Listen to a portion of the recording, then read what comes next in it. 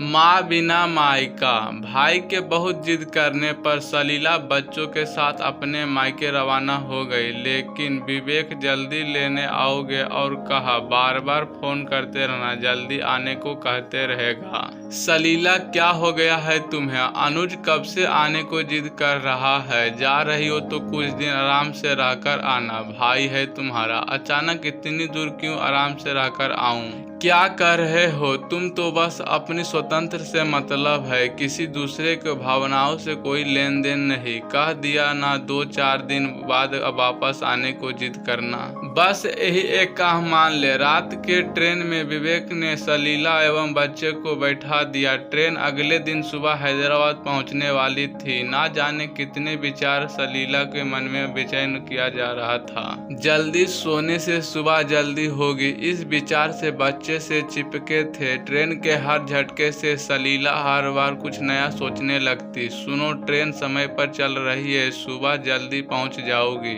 ऐसा करता हूं, अनुज को फोन कर लेने को आने को कह देता हूं। नहीं नहीं, ऐसा कोई जरूरत नहीं है, मैं कैब बुक कर खुद चली जाऊंगी। आप सो जाओ, सुबह घर पहुंचकर बात करते हैं। फोन रख तू। मन में कोई सवाल जवाब तो हल्का मचा रहे थे। मन में पूरी समय मायके की याद आ रही थी। माँ की आवाज़ थी, मैंने अनुज को बोला था कि ले आओ बिटिया के, अकेले बच्चे और सामान लाना मुश्किल होगा। दुष्ट हिला भी नहीं। पहली बार थोड़ी आ रही है, सारे गली मोहल्ले से परिचित है। वे तो यहीं की डाइन थी, अपने आप आ जाएगी। बातें याद करे हंसी सलीला के चेहरे पर दौड़ गई।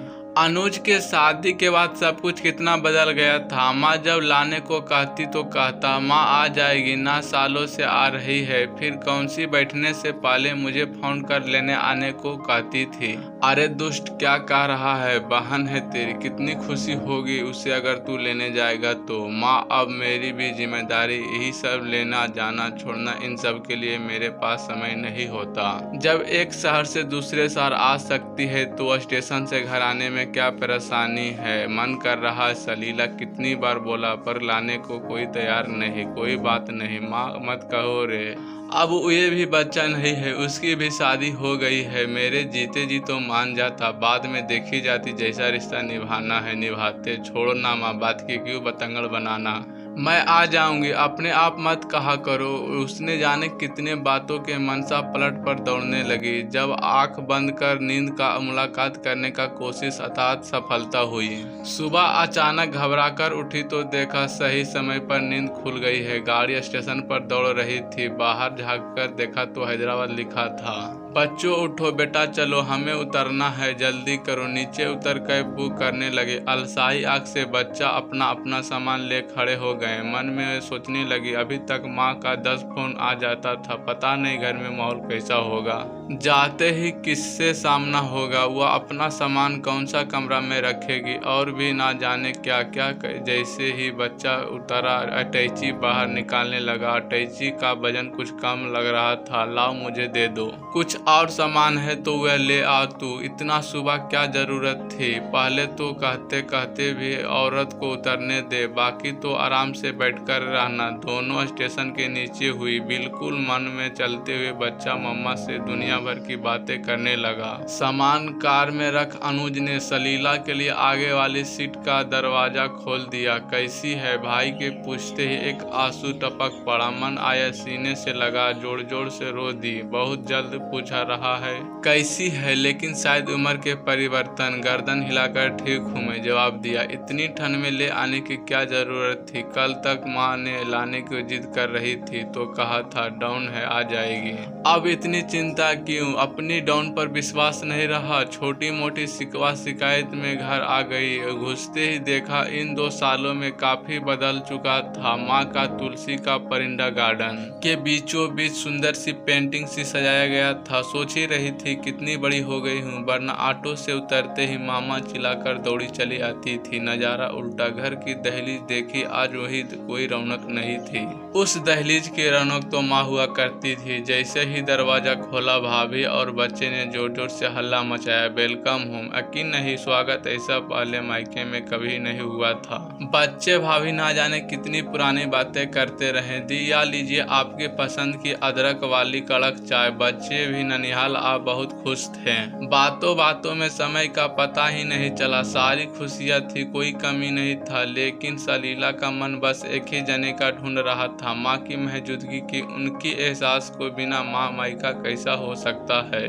जैसे ही अंदर गई, बरामदे में माँ की तस्वीर लगी थी, वहीं खड़ी हो गई। आंसू को काबू ना कर पाई तो भाभी ने कंधे पर हाथ रख कर कहा, हमें भी ना जाने आपका मायका हमेशा पहले जैसा ही रहेगा। खेलने लगी और कुछ पैसे निकाल बिटिया को हाथ में रख दिया। या क्या है माँ, इतना कुछ तो दे दिया है, मेरा आशीर्वाद है बेटा। अभी पापा होते तो बिना कहे कितना कुछ करते। चल जल्दी कर, कुछ खा, बिना घर से निकलना नहीं दूंगी। ससुराल में आई ऊंच नीच बात को ही दबा देना चाहिए। खुश रहना। और इतना कहा माँ ने प्यार भरी झप्पी दे दी। सलीला सलीला सोती रहेगी, ट्रेन का टाइम हो गया है, माँ कहा। जैसे ही आँख खोली, भाभी सामने खड़ी थी।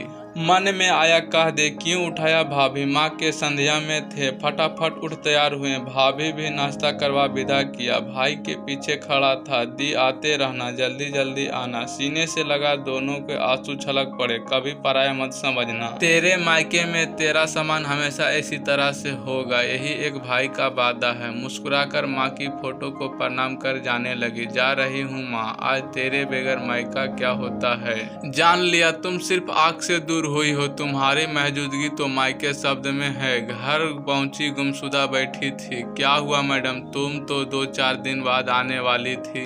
भाई के मुंह में बंद कर रह गई। खूब भक्त कर दिया भाई, सारे गिलवे शिकवे लगता है दूर हो गया है। तुम्हारा तो जाने से पहले घबरा रही थी। कैसा लगा माँ के बिना मायका।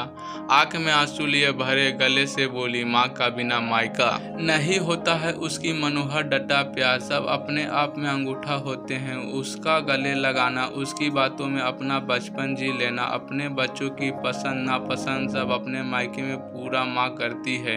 बेशक अजय ने पूरी कोशिश की कि उनकी कमी ना खले, लेकिन वही बात ही एहसास करा गई कि कल तक जो कुछ ना बोलने देने वाला लड़का लड़ा झगड़ा, अपना प्यार जताने वाला भाई जिम्मेदारियों से बंधा, उससे कितना दूर हो गया।